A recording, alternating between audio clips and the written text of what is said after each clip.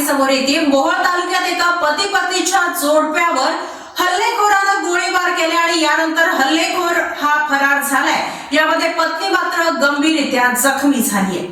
मोहोळ तालुक्यातील रोपळे येवती मार्गावर गोळीबारीचा थरार उडाला असून जुन्या वादातून पती पत्नीवर थेट गोळीबार करून हल्लेखोर फरार झाला आहे।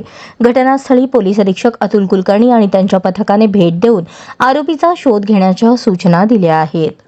शिवाजी पुंडलिक जाधव, सुरेखा शिवाजी जाधव या पती पत्नीवर पिस्टलमधून गोळ्या झाडून ठार मारण्याचा प्रयत्न झाला आहे। यामध्ये शिवाजी जाधव यांना एक गोळी लागली तर सुरेखा जाधव यांना 3 गोळ्या लागल्याची प्राथमिक माहिती समोर आली आहे।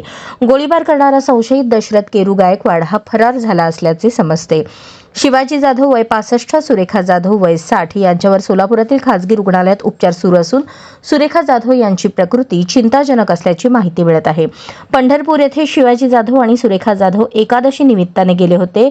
देवदर्शन करून पंढरपूरवरून परत येत असताना येवती गावच्या हद्दीत दबा धरून बसलेला दशरथ गायकवाड याने गोळीबार करत ठार करण्याचा प्रयत्न केला। 4 वर्षांपूर्वी शिवाजी जाधव आणि त्यांच्या सहकार्याकडून दशरथ गायकवाड याला मारहाण झाली होती। मारहाणीनंतर मोठा अपमान झाल्याची भावना होती। 4 वर्ष जुन्या वादातून हा प्रकार घडल्याचे बोलले जात आहे। सोलापूर येथील अधीक्षक अतुल कुलकर्णी यांनी घटनास्थळी भेट देऊन पाहणी करत आरोपीचा शोध घेण्यासाठी सूचना दिल्या आहेत। दशरथ गायकवाड याचा शोध घेण्यासाठी मोहोळ पोलिसांची 2 पथके रवाना झाली असून मोहोळ पोलीस ठाण्यात दशरथ गायकवाड याच्या विरोधात गुन्हा दाखल झाला आहे।